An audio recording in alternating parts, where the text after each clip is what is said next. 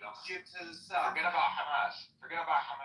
And you gotta think about Israel. What Israel is to begin with. I already explained this. You don't need to describe to me the area. I'm literally from the fucking area. Okay, so don't describe it to me. Yeah, and I get it. Peace. I'm telling you, peace isn't my advantage, and peace is not in their advantage. And I'm trying to explain to you why, and we already got the first point. The first point is that Israel is a Jewish state. Someone needs to shoot you for you to understand something.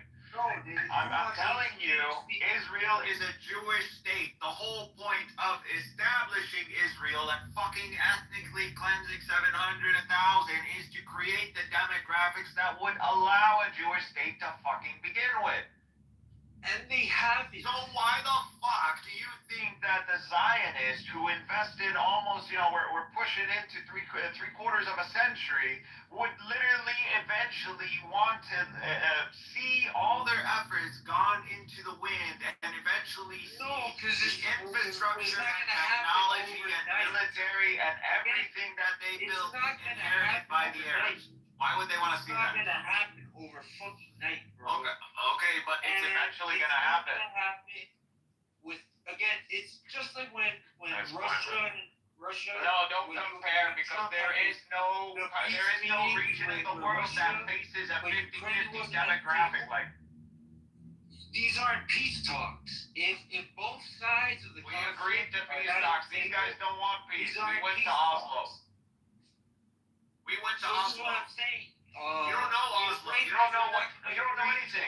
Why are you talking about this? The Israelis are not going to agree to anything that's not in their interests. Well, okay, I agree to that one. But duh. No shit. Okay. So if you're talking about long time from now, we do have peace, and again, the interests align. The Israeli. What is the main interest of Israel? What is it? Protecting it. Answer the question. Protecting Hamas.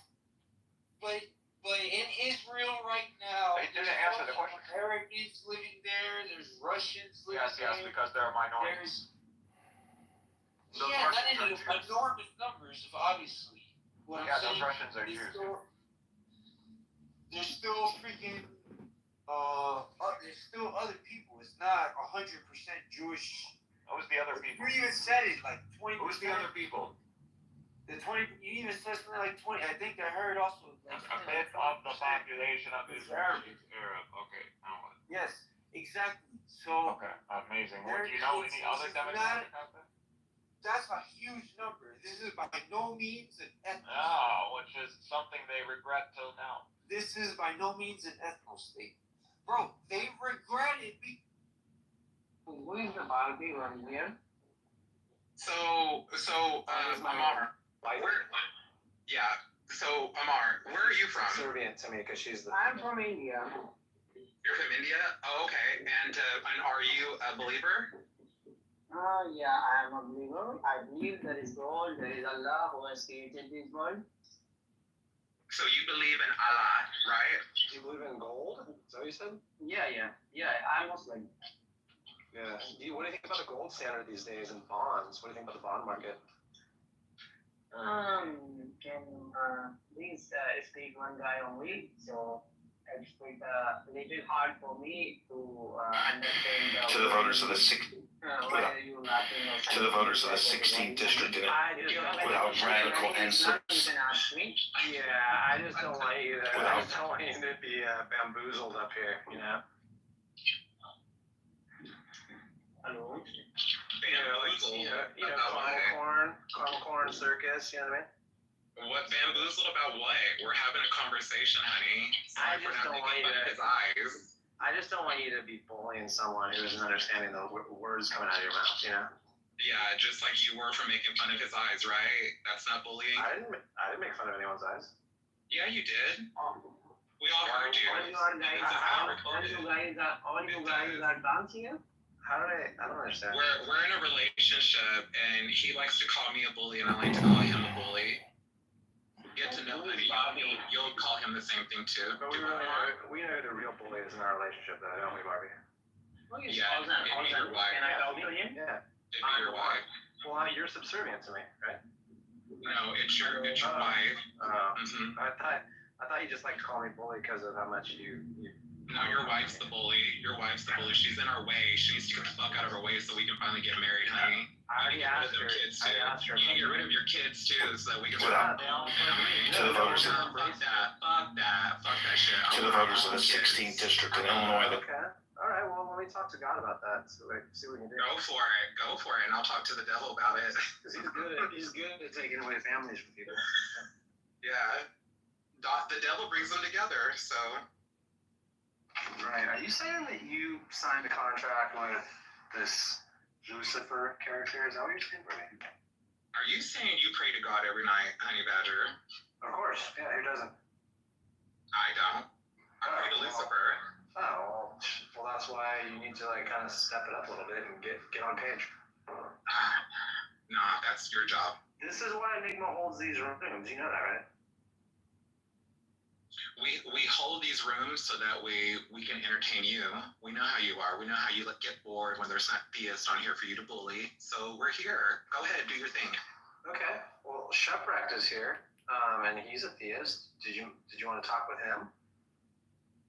No, it's your show. You're powerful. You're the bully here, right? You just admitted it. Yeah. Well, for you and me, between us, yeah. No, get him up here. Come do your thing. Do your Honey Badger thing that you do on Clubhouse. Come amaze it. Come what? Amaze it? Yeah, come on amazement. Oh, wow. Okay. Well, let's see. Dude, I'm all out of ideas. You want to help me?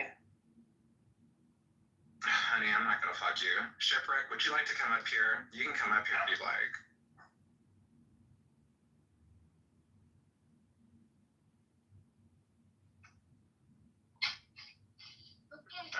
Sorry. Heading into AA basketball. I was just hanging out, Phil.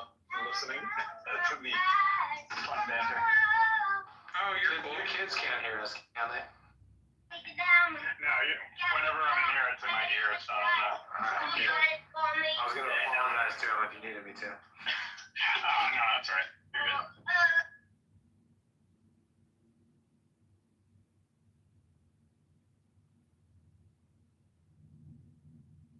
So now what, Barbie? Go ahead. This is your show. You said it's your room. You and No, you said that you are the bully. You are powerful. Yeah. And I'd like to apologize to Shipwreck because, yeah, we've got this nasty bully up here. But go ahead, honey. It's your show. Go ahead. What, do you want the green bean, honey? Do you need the green bean?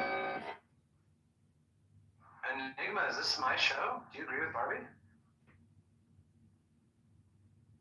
Without radical and substantial spending changes. No, I don't want it. Why do you need other people? Why do you need everybody in this? Why can't it just be me? Well, I Why do just you want gotta to add be thoughtful people? of the host. Hi, You did that last time when T was on excuse your me, own. Barbie. You hear this, T? You You know, hear be them? respectful of Enigma. That's all, Barbie. Excuse me, Yeah, but Barbie. you want to bring people in the argument, honey. Keep people out of it. Just fucking talk to me.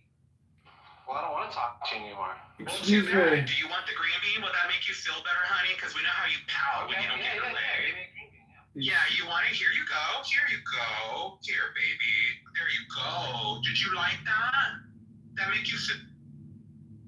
All right. Does anyone have anything they wanted to share or ask me Yeah, while I'm up here? I'd like to get put in the queue, Dr. Honey. This is your friend Comedy. Great. Well, welcome to my show. Thanks, Mr. Comedy. I appreciate it very much. Well, I would like to just read a snippet from what the Jews consider one of the holiest books in the Jewish faith, the Zohar. This is what it says. We have learned in the mystery of our Mishnah why it is written, and they knew that they were naked. Adam and Eve knew the naked truth. The radiant garment woven from their days had faded away. Not one single day was left to wear, as it is written, your eyes saw my unformed limbs. In your book, they were all recorded. The days that were fashioned, not one of them is left. Exactly! Not one of those fashioned days was left to be worn, and so it remained until Adam made the effort to turn back to God and mend his ways. The blessed Holy One accepted him and made him different garments, but not from his days, as it is written. Yahweh, Elohim, made garments of skin for Adam and his wife, and he clothed them. Come and see. Abraham, who was pure. What is written of him? He came into days. When he left this world, he entered into his very own days and put them on to wear. Nothing was missing from the radiant garment. He came into days. But what is written of Job? He said, naked I came from my mother's womb, and naked shall I return there. No garment was left for him to wear. That's just a brief reading from the Zohar. I hope you enjoyed, and I have thoroughly and completely proven to you that God exists. Thank you all very little. Don't call us, we'll call you.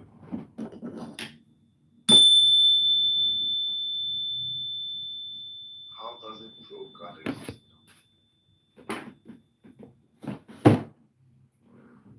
Oh, you didn't hear me just read from this thing called a book? You don't like books, do you? You don't read books, do you? Because you read something doesn't necessarily mean that it proves God. Oh, well, I proved to you that God exists by reading to you a book, but apparently you don't have ears, you just ask questions. But there's a lot of people on this planet, I call them the people who ask questions. It's like a whole new category of humans once you realize the secret that there's just these people on the planet called askers, and they basically, they're not believers, they have no faith, all they do is ask questions all the time because they're too stupid to state anything intelligent. So they just ask questions, and that's okay with me. I like people who ask questions. What about you, Dr. Honey? Did you enjoy the reading? I did. I really appreciate it. I thought that was very insightful. Thank you so much. Thank you. And I hope I have...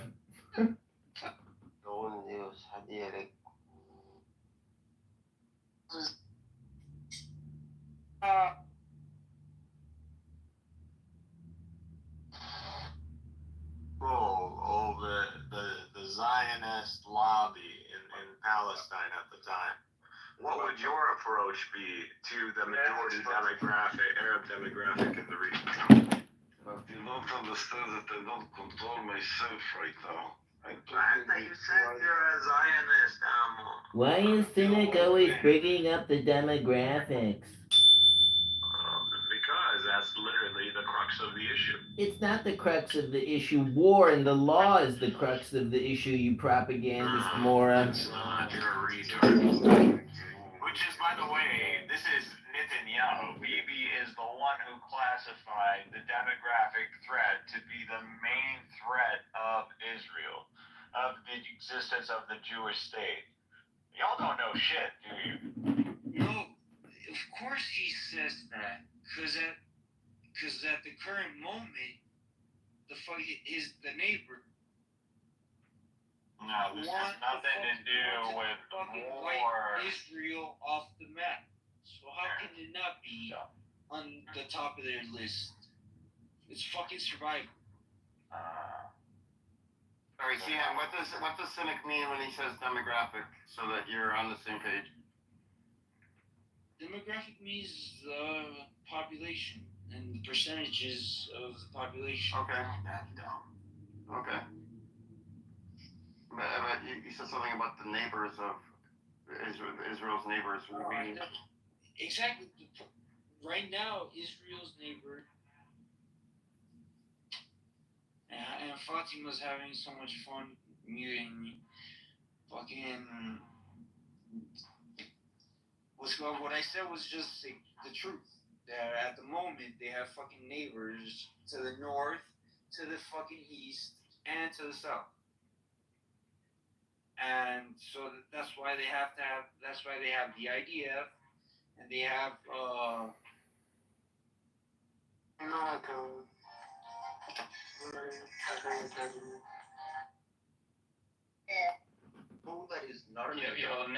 Nathan, the Galaxy guys at $2. Since I was rudely fucking interrupted and Knowledge asked me what's going on. Knowledge, you initially said it was a hypothetical. Then Sasha continued to interrupt you. You didn't have the help of the United States. Check it out yet. if they didn't have everybody knows how powerful the Israeli lobby is in the U.S. If they didn't have the Damn, triple kick, double kick. This is like amazing. Everybody knows, knowledge knows that. Look. Nobody takes that as an affirming answer. You are part of this room. I do that all the time. When you interrupt me, I say yeah, all that. And he said, "Are you saying that Andrew kicked you?" And he went, "Yeah."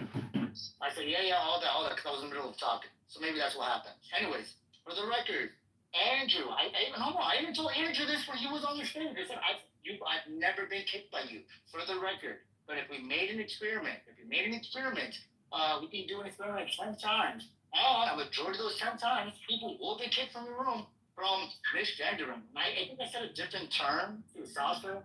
It was like misgendering or something like that. And then Sasha was like, You said genderism. Yeah, genderism. And Sasha was like, what do you mean by genderism? Which is, hold on, Andrew, earlier conversation, the what do you mean conversation. That's number one. It's like really interesting. Like people have the strategy when you call them out, it's like, hey, you said this, and then they deny it because they're like liars or have goldfish memory. And then what they do is they just recount every other detail of the conversation as if that contradicted them having said the other thing.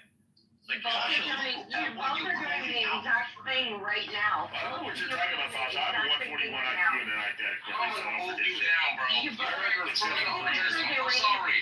Listen. I don't give a fuck. Why the fuck you keep saying that? What, bro? Why did you keep bringing up saying knowledge ain't gonna protect you, bro? I mean, I would hope that the person that created this room and actually owns this room would, but I guess you want to jump. Yeah, fuck you. I'm saying that again, bro. What's the streaker's name? The one with the like samurai PFP? Because just shows up as black. That's Rich. The artist formerly known as Rich. But what was happening is you guys were literally both trying to make a point. You guys were both so busy trying to make a point, you weren't like listening to each other or really hearing what the other had to say. So therefore, you guys I guess that's a good point. If you could just really listen to each other. No, like you weren't listening. Maybe you could end world hunger too and have eternal peace. Let's listen to each other. You were so busy trying to make a point, you couldn't even stop interrupting him. We have two. And he was doing the same to you. Statement not to some shit. Like you're looking for statements said about and you're the point that you guys were all kind of saying the same thing and talking past each other. Andrew, do you take the challenge? You can do that. Well, I don't think you would go into person and try to misgender people. I don't think. That's actually not the case because you had this in motion prior to the Holocaust. And the Holocaust and World War II only accelerated it. That's why it happened in 3 years. Exactly 3 years after World War II, it accelerated it. That's it. That's all it did. What accelerated what exactly? Major. You said that by 1917 they were already drafting feel free to plans of giving Israel. I'm just saying this notion of establishing a Jewish homeland, which translated by the Zionist state, World War II only wasn't a result of the Holocaust, actually. Yeah, the Holocaust only accelerated those plans. Accelerated. Yes, science started earlier than that, and also made them come to fruition. I understand. I just wanted to give him like a very quick reference to good research so I could disprove the notion, I'm just saying this notion that the Jewish state or Israel was established as a response to the existential threat that took place by the Zionists called the Holocaust. There's a million reasons. You don't know a million reasons. Okay, CM, no problem. I mean, I don't even want to go into the Holocaust. There is no one answer. Shut up, man. Let me ask you a question. Okay, so the land prior to the establishment of the Jewish state, Daniel went to get fucked.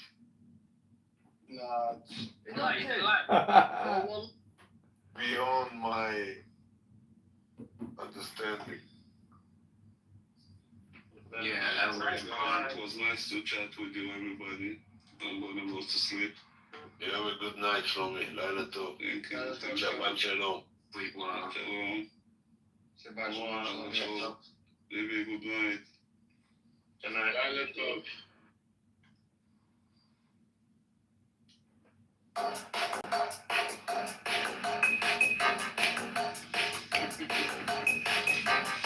Eric Bullseye. Chicken. Steve, spicy chicken, yeah, spicy as hell. Oh, mama, see tonight you're ringing the bell. That sounds nice.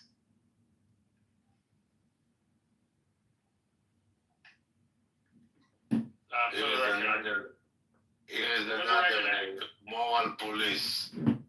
Yeah. The one that's supporting all the terrorists.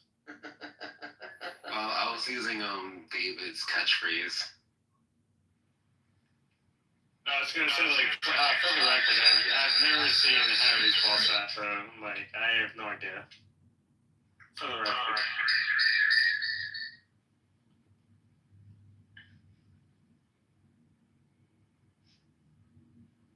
By the way, I do not support the terrorists, and I think David could back me up on that. We have Julian and David backing each other up. This is a great Friday. I would hope you would not support any Julian, terrorists. who are the terrorists? Julian? Yeah, it's like, when America is like, yeah, but if you look around, it's like, oh, maybe I'm the terrorist. That would make a good sitcom. Oh yeah, very good. And Julian, to call you out though, but like, with all due respect, Julian, Harry, like this guy is like pro Luigi. No, I know he is. Trust me. I see his PTRs all the time. yeah, dude, like how fucking pro Luigi? Julian is This guy, he's a libtard. he's a fucking murderer. Dodge guy's recording in your guys' room, eh? I'm putting it in another room, just an FYI. He can record. Edmund can record. It's fine. Let him record. He has one viewer on his YouTube videos all the time. If you check each country in terms of the increases in drugs coming into Saudi, but it's what happening, ain't no glass.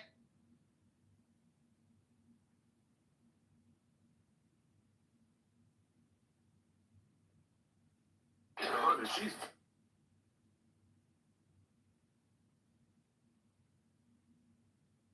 Lies. No. What you're thinking was like something's like a full identical, and if I kept saying, what I'm saying is like when you say, for example, either the is going to be one of predication or one of like identity, but if it's one of like predication, like the one you just gave now, you're saying is whatever in the case is going to be identical to the first term is going to be such that it's going to have that predicate. Okay, yeah, I'm happy to say that if you're putting it that way. Right. But that's just going to be, again, a reduction to the law of identity. But I'm saying that's going to be an axiom of logic. But the point is, like, why think that the Peano axioms are reducible to the laws of logic, unless you think logicism is true, which is just the thesis that, like, the Peano axioms are reducible to the axioms of logic, which is like a heavily contested theory. Majority of people thinking that is false in contemporary philosophy. Especially since like Russell's paradox, which shows that the basic law 5 is false. Yeah, so I mean, from my notion is like not just that everything reduces to logic. I think that you can have multiple different logical systems that are axiomatic systems. Like I don't think there's pair-consistent logics, there's relevance logics. Yeah, but and these are different logics that are different axiomatic systems, and different things follow from them. So obviously I don't think, and I think those are analytic truths because they follow from these axioms, but clearly I don't think it just follows from a single logic theory because I just think there are multiple different logic theories. No, it doesn't matter if there's like a million logic, maybe like a pluralist. The point is, it's supposed to reduce to at least one of them. But like, which logic system do you think the penal axioms reduce to? And what's the proof of I don't think it reduces to a logic system. I think you just have a system of axioms. And how is it analytical? It reduces to stipulations, Venus. It doesn't reduce to logic. I don't know what you mean by like stipulations. Unless you think there's like analyticity is just like some kind of like a conventions. But that's not like how math works. Because if that's the case, I can make anything a theorem. That would just be like, there would be like no discoveries. If I want something to be true, I'll just like stipulate it and it will be like analytical. You can stipulate anything you want. You can stipulate that what I mean by 1 and what I mean by 1 is that equals 3, and you can just stipulate that. You're missing the point. The point is like there's like interesting debates in mathematics whether something is a theorem or not. If it was like a mere stipulation, somebody could solve that debate by just stipulating that it is a theorem. But that's not the case. The point is we're checking some things to be like axioms of math, not through some kind of like arbitrary stipulations.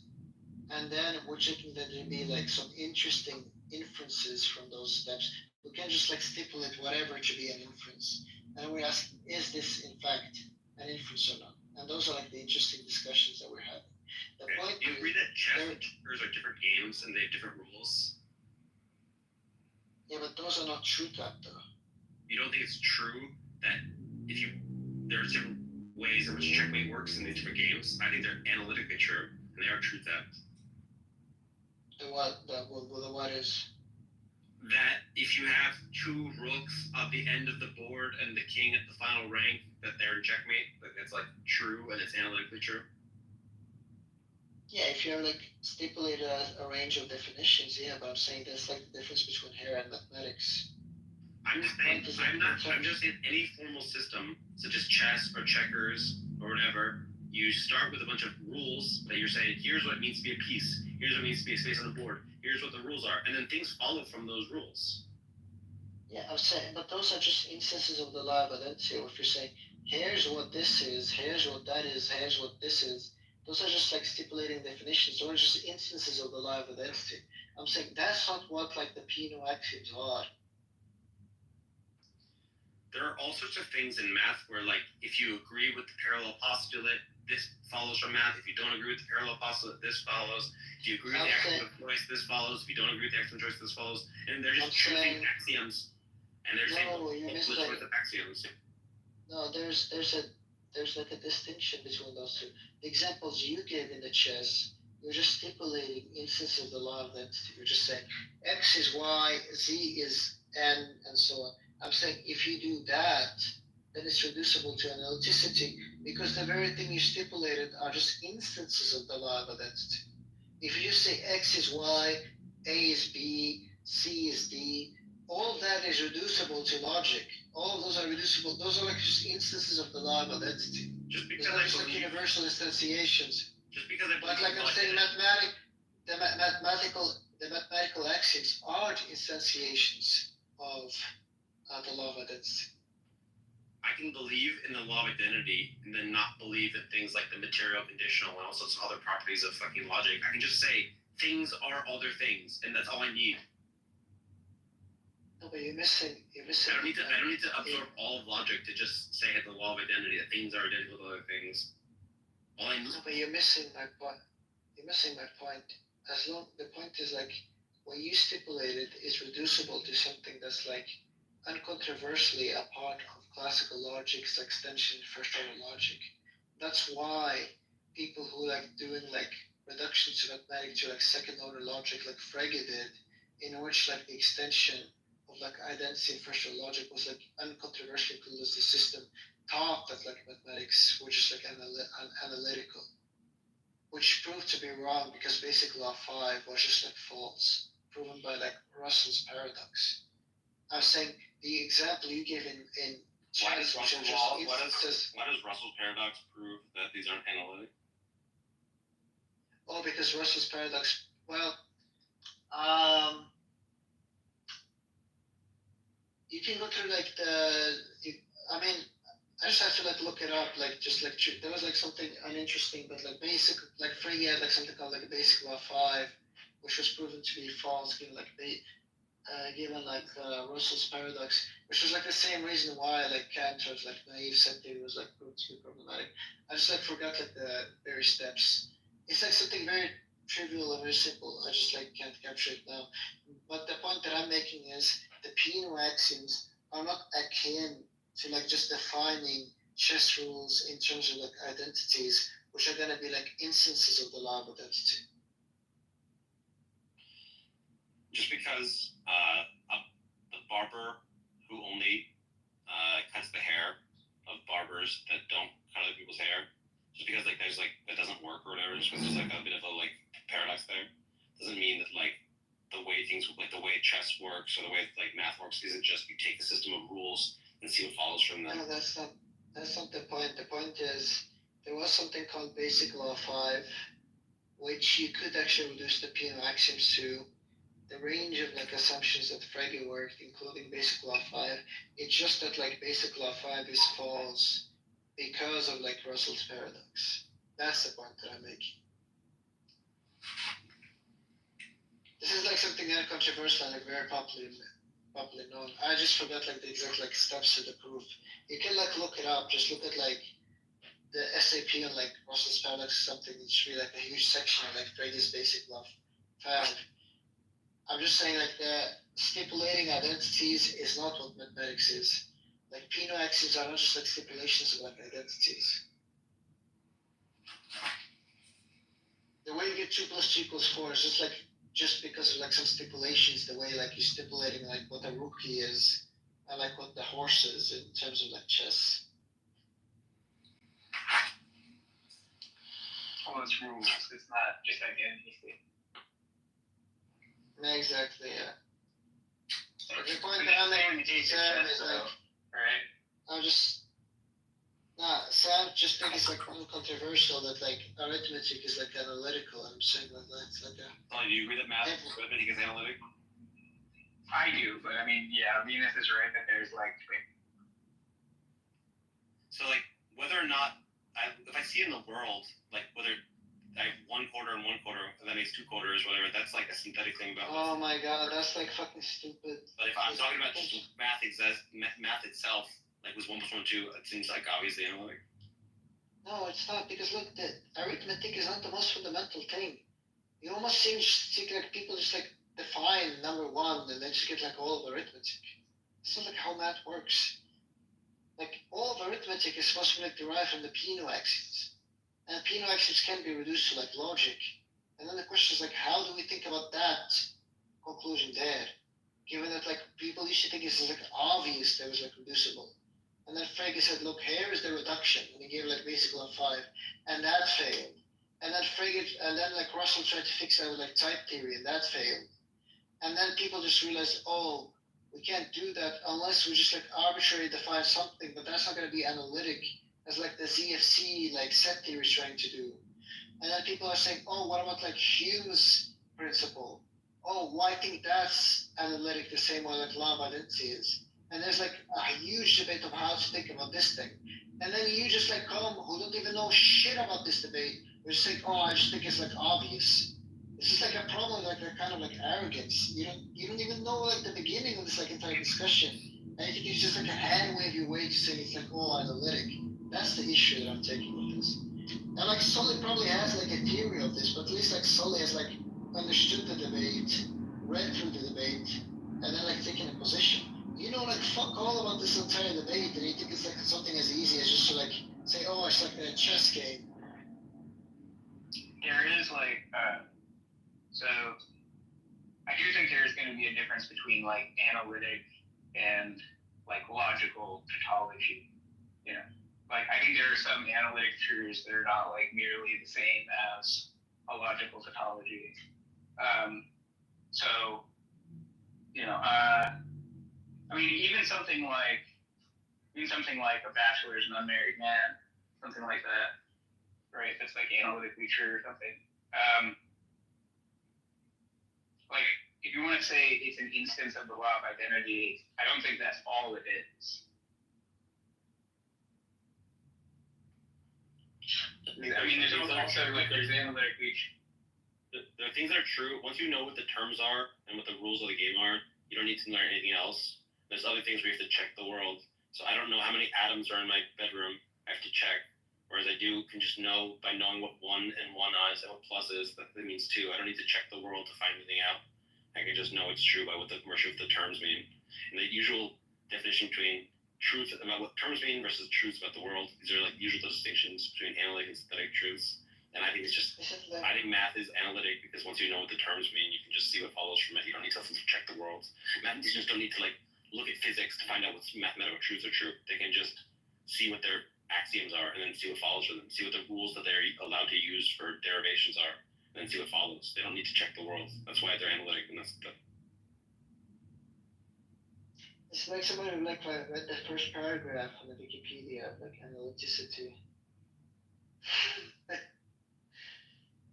There's a sort of like there is some nuance to this, right? Like, okay, it's this whole question of like, well, are the axioms that we're starting with are those true or not? You know?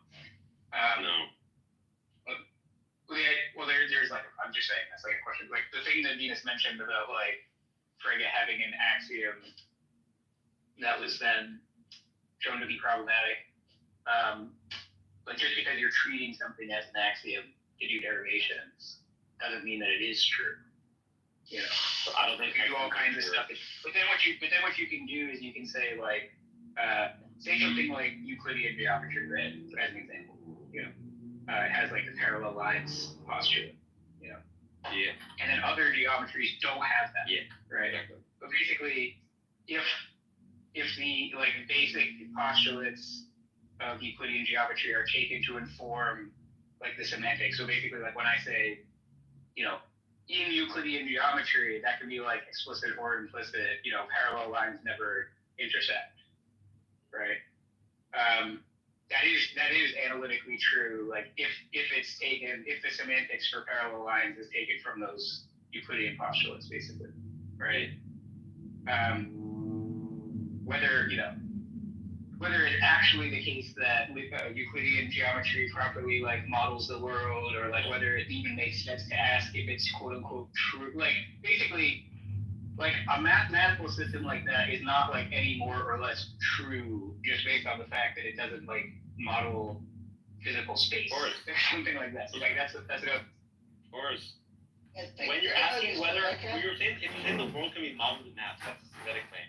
If you're just saying here's what the math is and here's the relationship between the parts of the math theory, that's analytic. And so yes, whether the parallel postulate, you can have geometry that's Euclidean, you can have geometry that's not Euclidean. Those are all just things that are derivations from the axioms and your rules of inference. Now, if the world is the world like that, that's a synthetic claim. You have to find out, you have to check. No, you're missing the point. Look, I can't just like stipulate, for example, all Jews are ginger, and then I just say, well, Sam is a Jew, therefore Sam is like a ginger. The point is like that axiom can be wrong, and if that axiom is not like reducible to like the axioms of logic, the way that like Peano axioms were shown, that they can't be reduced to like the axioms of logic. The Peano axioms might just be like wrong because of like some factor of the world. They're not like guaranteed to be true, even like we take them to be like axioms. No, man. And so like It's retarded. Wait, how is that retarded? If you're I think that there's probably appears for logic too with this, because you can question which logic. If you're stipulating there's these things that have the property of Jew and redhead, and you're saying those things co-occur, yeah, you can just stipulate there's this object that has the property of redhead and Jew. Now, if you want to find out in the world, are there any things that have the property of being redhead Jew? Yeah, that's a synthetic claim. But all you had when you just are stipulating here's in my mind, I have the properties, redheadness and Jewness. That's not true or false, that's just a stipulation. You're missing the point. The point is like the Peano axioms is like the stipulation of like all Jews are like ginger. Like why I think those stipulations are true. We have like a conceptions of the things in the Peano axioms. It's not like we're just like inventing terms and we're saying what I mean with this is like what I mean with this. Are you like familiar with the Peano axioms are, Sam? Not really. Yeah, it explains like a good bunch of it.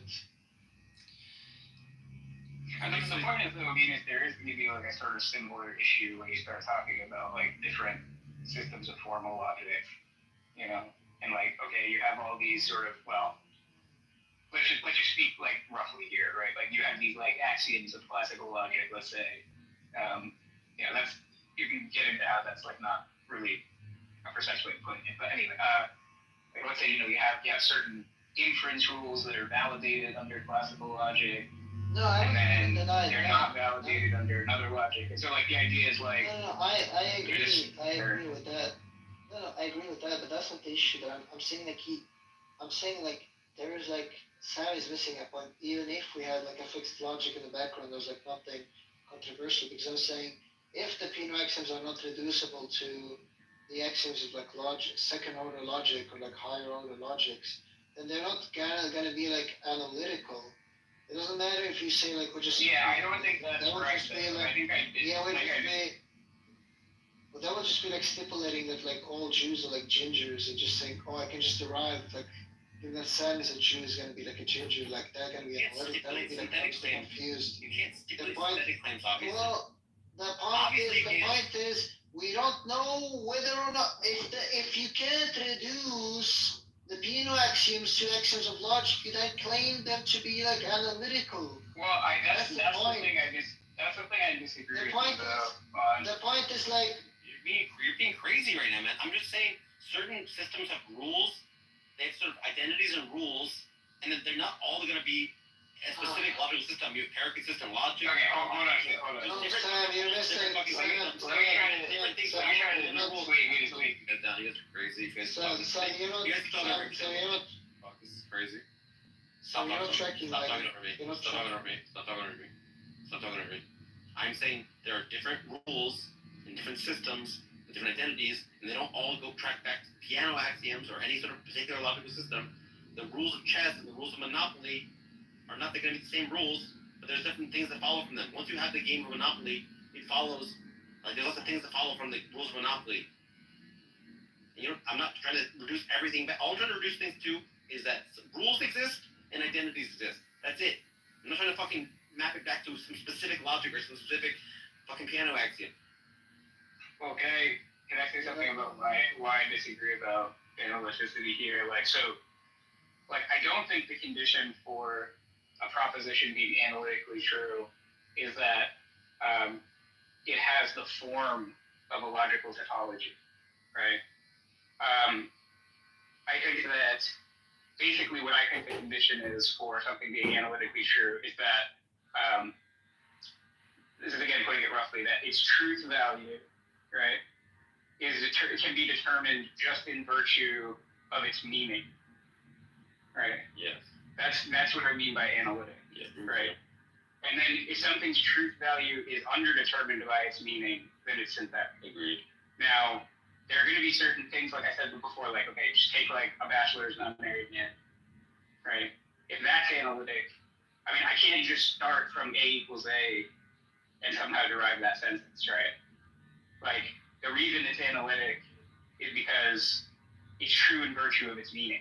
It's true in virtue just of, like, you can determine that it's true just in virtue of knowing what.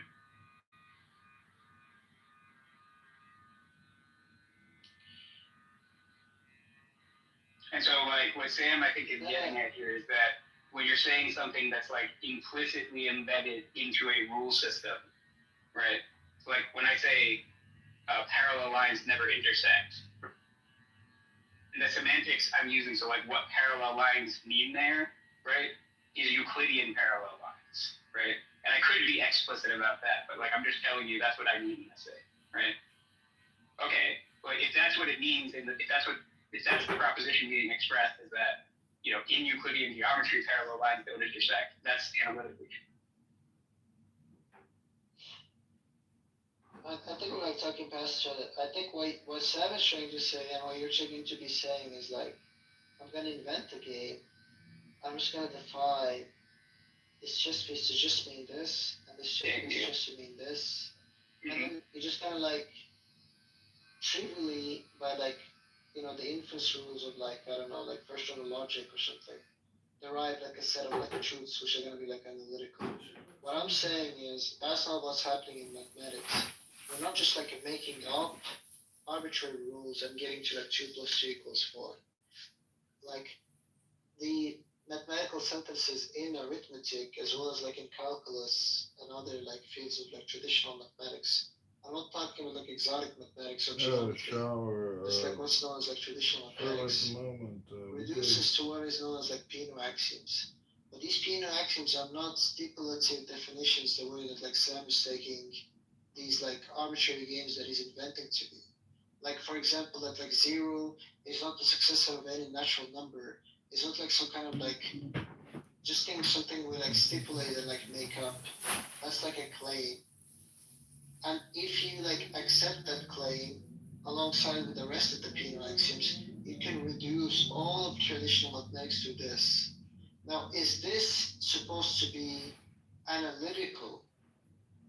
Is like what is taken to be like controversial. Now, it is the case that like, yeah, right. Now it is the case that we know what like 0 is, we know what like a successor is, we know what like a natural number is, but there's nothing in that definition that just like from that like the definition that it follows. Now, one way that like in the history of like philosophy of mathematics, we like established that it is analytical was some kind of like reduction to the axioms of like logic. That's like what Frege did, that's like what Russell did. Those projects like failed. There is another project that seemed to be successful that like Boulos did, which is like taking what is known as like Hume's principle, we can actually reduce the Peano axioms to Hume's principle. The problem is Hume's principle analytic? And there's like no reason other than like by merely stipulating it to be that it's going to be analytic. But if you like grant that, then you can like make anything by fiat to be analytic. Yeah, I guess that's right. But like, to have like a stronger notion of analyticity by that. That's the point that I'm making that Sam is not tracking.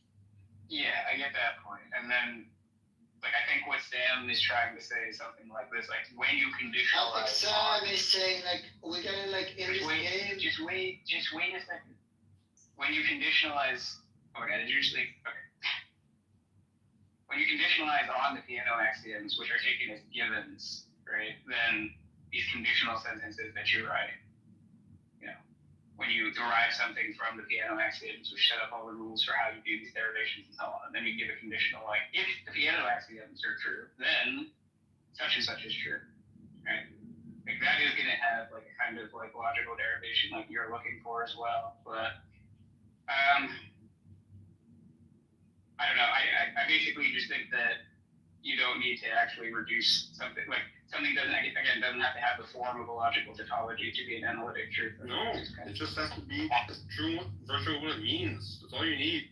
You don't need, it doesn't have to have a logical structure. Right, but you get what he's saying is that when you say like, basically like when you give the Peano axioms that you're not just like defining, like the way he's saying is that you're not just defining 0, right? Like you're making a claim about 0, I don't think. Or like when you give the successor function, it's like you're not just like saying something that's analytically true of numbers. You're like presenting a claim about them. I mean, what?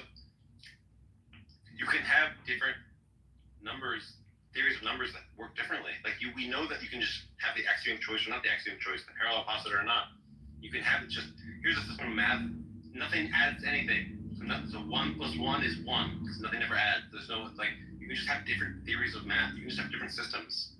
And they're not, any of them are not wrong. They're just different rules that you can use. And it's fucking weird. It's bizarre to say, oh, I'm telling you something about the number 0. 0 only exists as a sort of like thing that exists within a sort of theoretical system. Like, there's not just like a 0 that just like, different number systems will probably treat 0 differently. Yeah, but it's basically like, imagine like, if you wanted to treat it like something synthetic, just imagine that like people had a sense of 0, prior to somebody trying to formalize the Peano axioms. Anyway, I don't know. Venus wanted to come back up, but I guess. I mean, he just can't control himself. He just fucking, whenever anyone tries to talk, he just talks over them. He's got no self-control.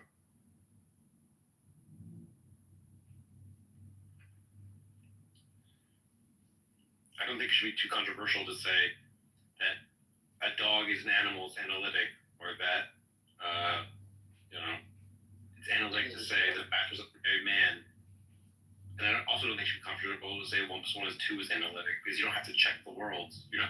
That's not, mathematicians aren't scientists. They're not looking at the worlds to find out whether 1 + 1 = 2. They're seeing if the things follow from their rules they are allowing themselves to have in their identity. Is this about whether math is analytic or a priori synthetic? Yeah, I mean, I think so. I don't know. It seems to me that like what you just said there presumes. And by the way, I don't really have like a horse in the race, but it seems like what you said there sort of presumes that if the truths in question are a priori, then they must be analytic, and that's what the synthetic a priori people are denying.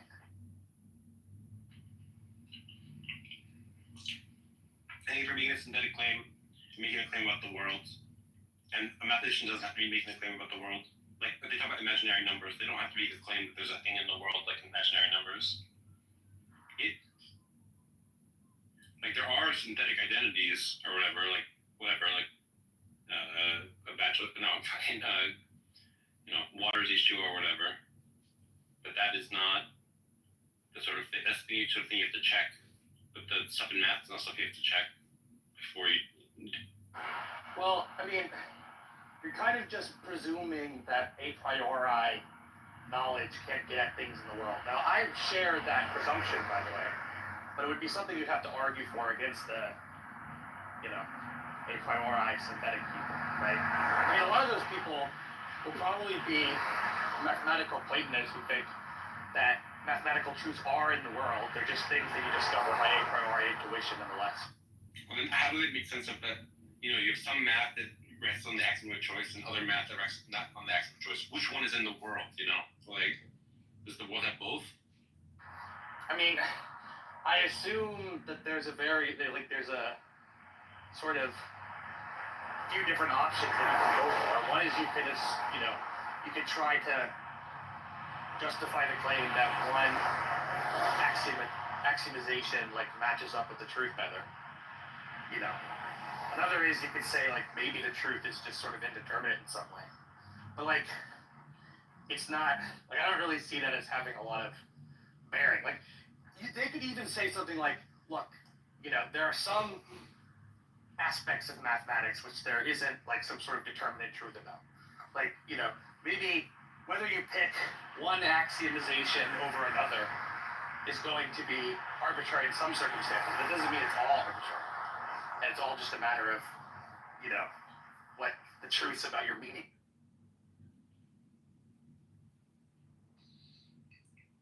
By the way, I have a pretty radical view that, given that I think concepts are just hypothetical bundles of properties, that you could do a priori camel biology as long as you just stipulated enough truths about camels. If you give me 1 million camel facts that were all part of my camel concept, I could just do derivations on oh well, if they have this property, you just could find out truths about camels if you just had deep enough camel concepts. The thing with math, the reason why you can't do that is math is hyper precise, and so it's easy to do derivations. Whereas it's I could do a priori camel stuff if I had a precise enough camel definition with enough properties to it, but we don't have that complicated of a it's not feasible to do it. But you could. I mean, I don't think the controversial part is whether you can set up a system of concepts and derive things from that system of concepts, and do an a priori investigation on what all the terms mean and blah blah blah. The question is the controversial assumption is whether a triangle, the properties of a triangle, right, are all deducible just from the meaning of the term triangle, right? The way a competent English speaker would use it. And that's not something, it seems like you're not really presenting an argument against that, right? by triangle you mean something where you'd have to check the world to see what triangles are like, then clearly it's synthetic. Like if you're saying like, hey, Yeah, but the point is, it's not triangles that people, necessarily. like if we're saying, oh, all the instances of triangles people talk about, what are their properties? Because not all triangles are going to be like exactly three-sided, exactly 180 degrees. There's going to be like fuzzy quasi-triangles that exist. And if we're interested in all of the properties of the things that people point to when they say triangle, then sure, that's synthetic. But if you're just saying, you know, exactly 180 degrees, exactly three sides, exactly two-dimensional, then yeah, I think lots of things about are just derivable from that. Yeah, I'm fine that you think that. The question is, like, for the people that don't think that, what's the argument that they should agree with you? Yeah. I guess. Like you're like heavily confused. Go ahead. I mean, the argument I would basically give is like, why would you have to check the world to find out these mathematical truths about triangle geometry? Yeah, why would you have to just what do you mean by check the world? like measure? That was the thing. Like measure stuff, weigh stuff. You know what I mean? Well, okay, but sorry, someone's passing by the movement. But anyway, so the question though is whether in check the world you're building in assumptions about it being a posteriori work. Okay. I kind of want to avoid the a priori, a posteriori stuff, just because that's like a whole can of worms. But you can't because you just said now measure. You're like assuming that like it's gonna be like an empirical endeavor. The point is like the majority of philosophers today, like you're holding like an extreme minority position. Majority are like granting there's like a priori synthetic propositions.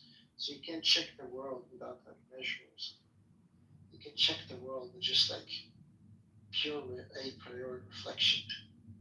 I mean, so there's people like fucked up by just saying like measuring the world. Go ahead, Piper. I mean, the thing I was explaining to him before was just like, if you think mathematical truths are truths about the world and not just truths about conceptual structures, then you are checking the world, but it's a priori checking the world. I mean, the point that I made to him, which he had like a hard time understanding at all, was that like, if logicism is why do you have to say that is a hard time understanding at all? Like, why do you have to do that? Like, literally, what's wrong with your brain that you have to do that? Like, why are you like this? You could just say your views. Like, what is wrong with you, dude?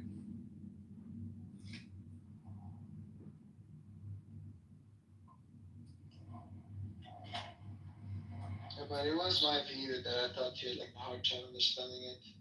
So I got to this if you insult me, I'll just move you down. So just don't do that. But I didn't.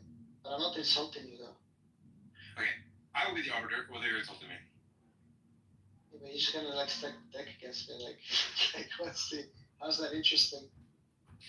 I get to decide what's interesting. Yeah, it's just like mold abusing.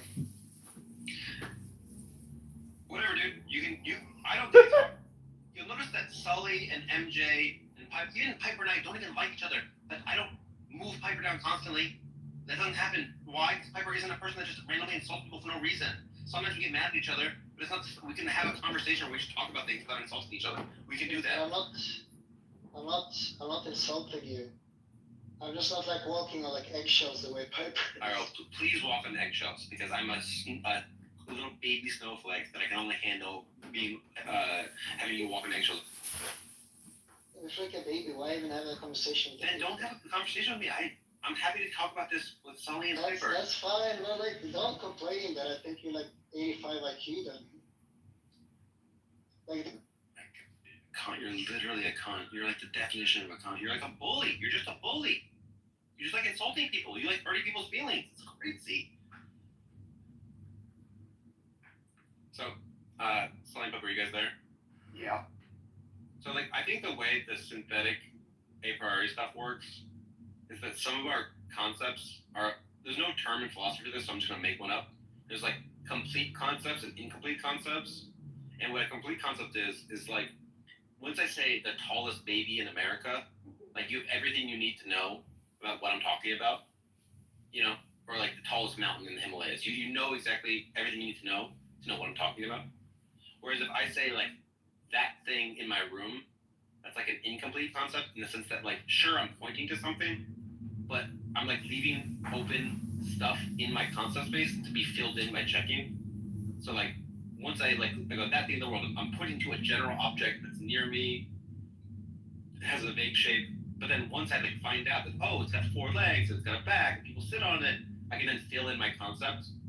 And so those when I fill in those concepts, those are the sort of synthetic a priori stuff where I was talking about that thing the whole time, but I was it was an incomplete concept that I was allowing myself to fill in later. Whereas not all concepts work that way. Sometimes you just have everything you need to know to point at the thing.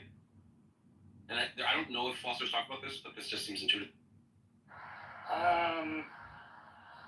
Yeah, I mean, there's a degree to which I think a lot of that just is captured by the synthetic a priori distinction. And there's a further question of okay, are all a priori truths analytic? And that's the thing that we're, I guess, debating about. Yeah, I guess there's for me what I would call the incomplete concepts. There's the a priori component of it, which is the hey, what I meant by the thing in my living room, I had some general loose notions of what I'm talking about. I generally meant that I meant an object which is near me, which has a certain color and shape, but I didn't know much else about it, and I was allowing myself to fill out my concept more. But I already had analytic in that it had to be an object and it had to be near me. Those are analytically built into it. So maybe with the water case, water has to analytically be the clear drinkable stuff, that's because that's what we're trying to point to. But then what it's made out of, we were leaving that open. We weren't then once we filled that in, then we're oh, okay, now I know more about this thing. But there was the a priori part of water, which is that it's wet and clear and shit like that. Yeah, I mean, some of that I think is addressed by stuff about the paradox of analysis, where it's if you assume that analytic truths are just truths that any competent user of the terms would already know prior to any investigation or further investigation, then it seems okay, conceptual analysis doesn't tell you anything because you already know everything you need to know before you engage in the conceptual analysis. But the reply that's given to that is, well, it seems perfectly reasonable to think that in many cases, even if we're competent users of a term, we don't know everything about what that concept entails, right? And so by doing further conceptual analysis, we can come to understand more about it, right? And I think that's, I'm willing to allow for that. I mean, it seems like there have been many cases in my own,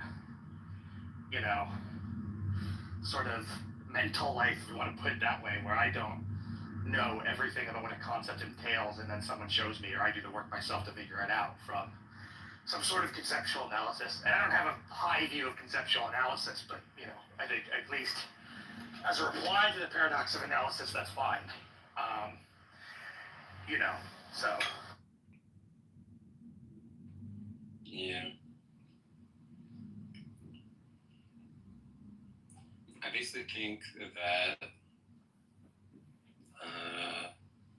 just because you don't know everything about what the term means, what follows from what the mean, you can have some identity statements and some rules for inference, and that you don't have to know how all of those identities and rules for inference all interact.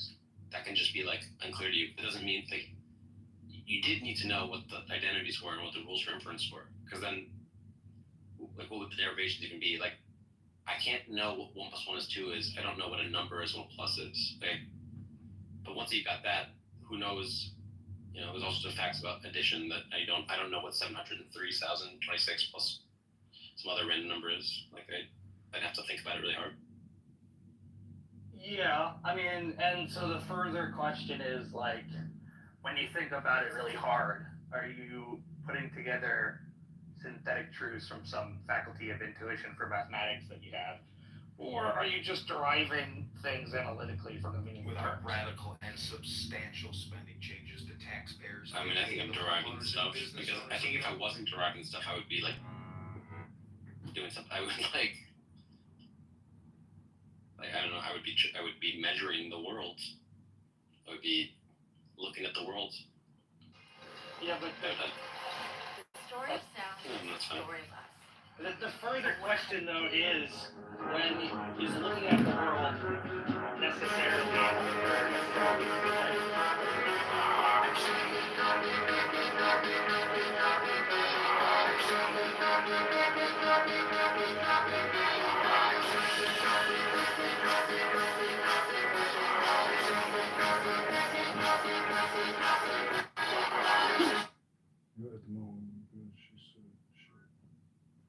Hello? Hello?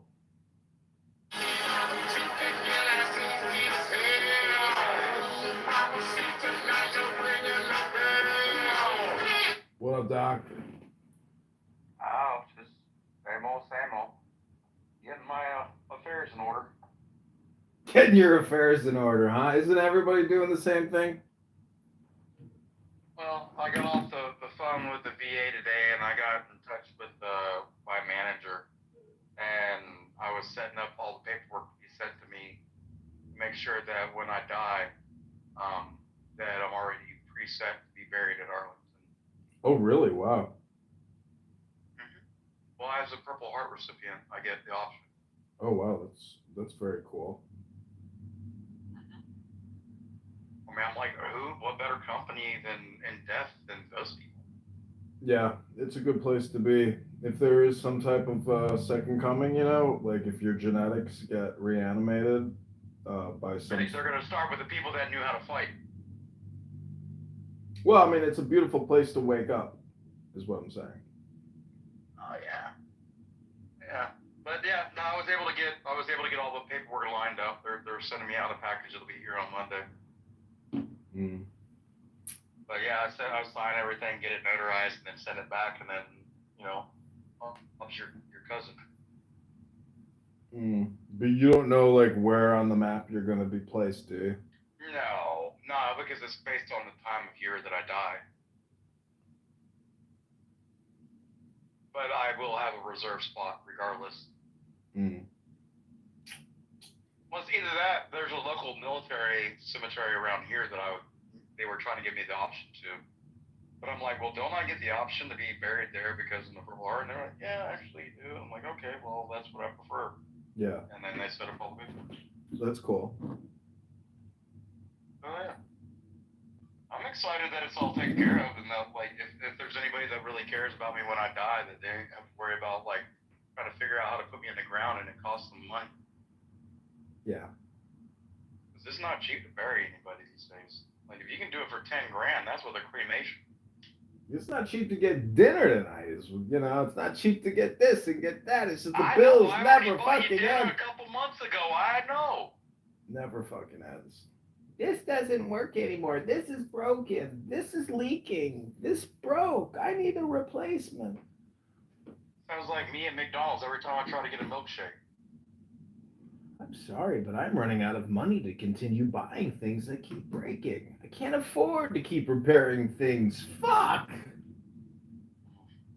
Well, right now, you want to buy some shit? I mean, we could do a deal. I mean, I got like 500 on it. You put 500 on it. We can order a bunch of shit in from China right now, even with the tariffs, and make a killing right now. You know that they're selling off pallets by weight at like 54 cents a pound. Like, so you get a pallet of like microwaves. Like, you're literally, the whole pallet weighs 1,200 pounds. Well, 1,200 divided by 4 is $300. So that pallet of microwaves just cost you $300, and you just got 35 microwaves.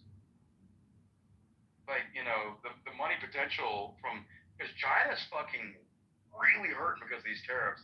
I don't see the news talking a lot about it, but everything that I've been reading, like they are like 300 million people unemployed right now, and all their minor factories are shutting all down. Like they're gonna hit a big fucking wall here in the next, financially and fiscally, like very shortly. They're already at the wall. Mm-hmm.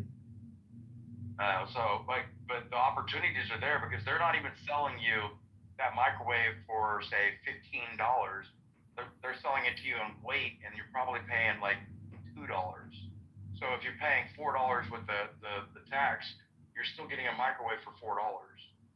You get what I'm saying? Mhm. So there are financial like endeavors to exploit right now. Jeez, could you imagine putting, like a million fucking microwaves on a boat at $4 a piece and bringing it all the way across the fucking ocean? It's like the fuel costs alone. It's like it's just, I don't even know how they make money on a lot of that shit. Well, I mean, in 1988, the average worker in China would make approximately $3 to $5 a week if they're lucky. Mm-hmm. And now they're up to like $11 an hour, even in China. And when we didn't have the tariff thing going on, the factories were able to figure out how to make the margins work. But now that like the tariffs are in there, they can't afford the workers. The factories are fucking shutting down. Like it's a big clusterfuck of economical grandeur. I think it's a big fucking deal. Yeah. Did you see that video of Trump and with his cabinet for the 100-day review? Mm-hmm. Did you watch that? I didn't watch it, but no. What did you learn? You gotta watch it, man. And even the 100-day speech that he gave with all the CEOs of all the like major corporations that he has coming into America. Mm-hmm. Like you have people like Toyota, like, yes, we are gonna spend $150 billion in Arizona to build up this and 4,000 jobs, to be able to build it, and another 20,000 jobs that'll come online after it's built. Like, dude, he's bringing he went down the line, and the room had like 40 of the top biggest CEOs in the world in the room in the White House. And like they're literally running down and like, yeah, we're gonna be building this $2.5 million infrastructure over here, and this like $15 billion there, and like, but by the time he got through the room, like, that motherfucker just say that he just got $1 trillion worth of investments in the first 100 days to come into America over the next year, like, bro. And then you watch the cabinet thing, and then everybody's like, we found this money, we found this, we're deporting these people, and he goes around the table all the way around. And I'm like, everybody's got good fucking news all the way around the fucking table. I'm like, Democrats are never gonna get this shit back if they don't like step their game up. Yeah. Hi, David. Good Shabbos. What's up, Obadiah? With all due respect, kick 'em. Nah, but like, I'm excited for what the next little bit of time frame is going to be. He's a good commander in chief. I'm glad that he's the commander in chief of the military.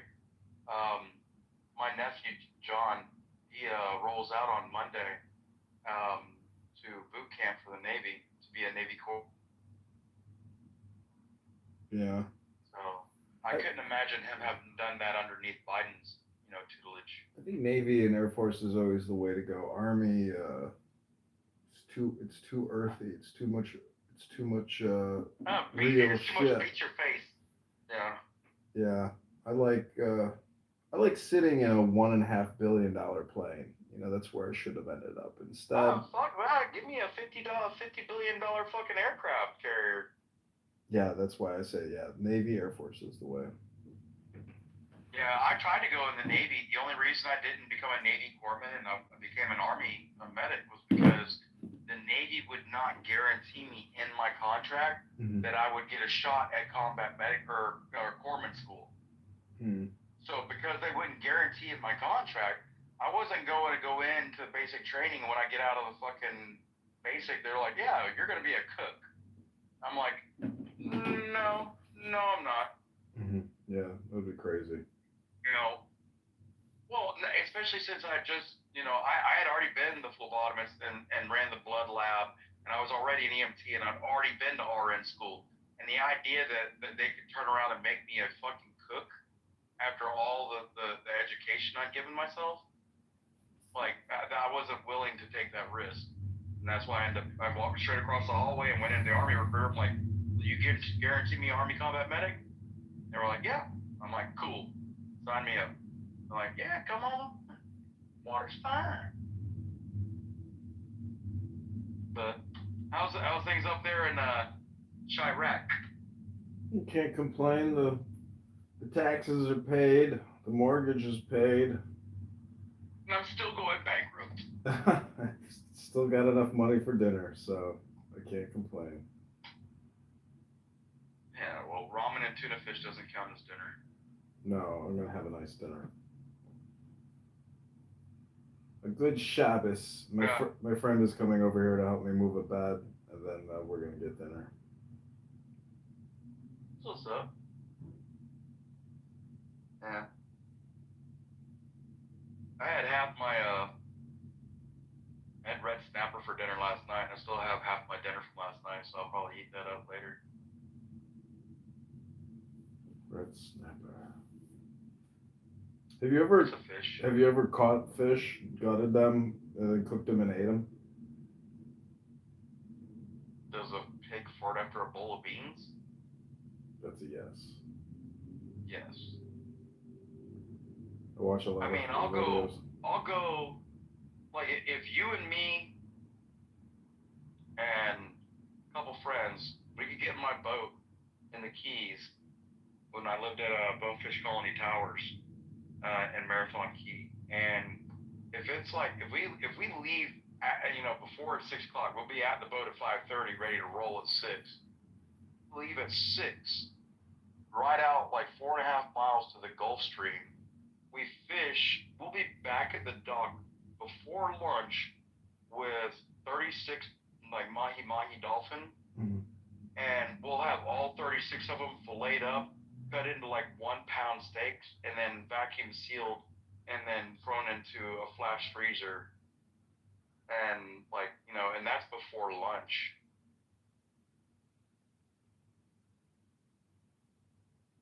You know what I'm saying? Like, yeah, I'm a big fisherman. I love angling. Being an angler.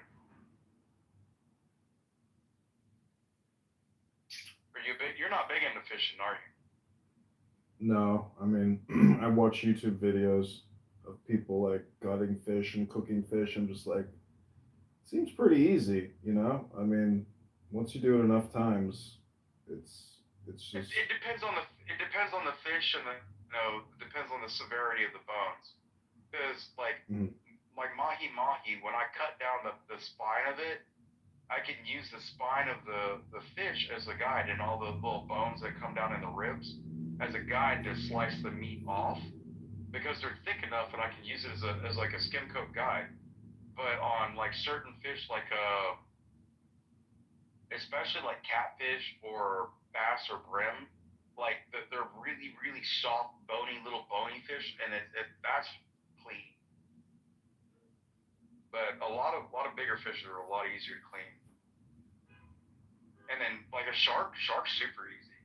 Because sharks, all you got to do is like the second you catch them out there in the ocean, you slit them from right underneath their chin all the way down to the bottom of their tail on their belly, and then you just dump out, pull out all their guts and everything, and throw it overboard. Because sharks don't have bladders, and if you don't get their internals out of them, they're gonna leak their toxins into their skin and ruin the meat. So if you see somebody like cutting up a shark at the dock, don't get any of that meat, because it's probably been several hours since that thing was killed, and it's already ruined its own meat with its own peeing through because the sharks pee through their skin. If you didn't know, they don't have a bladder, so it's stuff like that, man. You are a wealth of information. You're like a computer. You are like an artificial intelligent algorithm that. Oh, I'm definitely artificial. Thank you for calling me intelligent, though. Oh yeah, I'd want you on my boat. Oh, No, if it's anything to do with the water, yeah, you definitely want me on your boat. I'm gonna go to the kitchen. I'll be right back. Because yeah. Well, think about how to, like, you know, tie a clutch over. Or over clutch. I'll be right back. Depends on how you say it.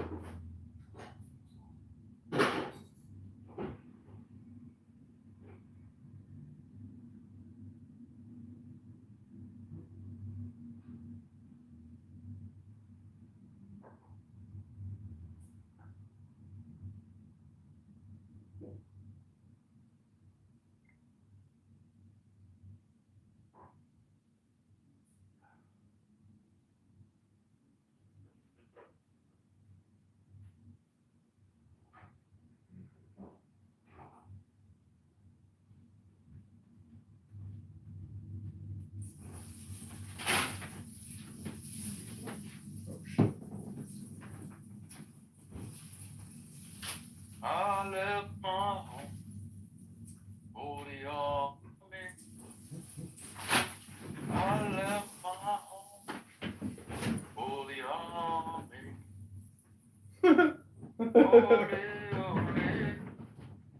Ole, ole, I left my home for the army. The day I left, my mama cried. She cried so hard, she thought I would surely die. Ole, ole, ole, ole. I made my mom.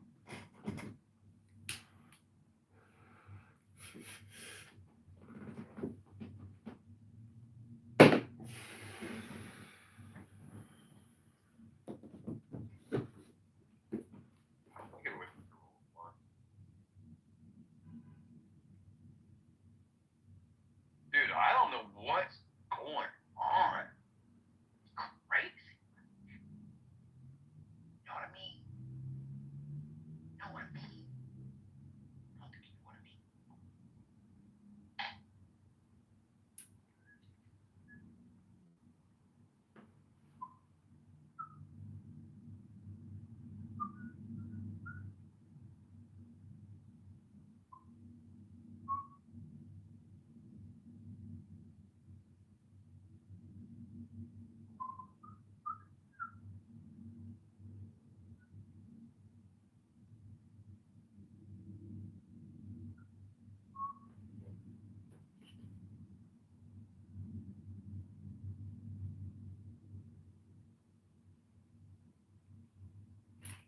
Yeah, how long does it take you to cut up a damn orange to put in your beer?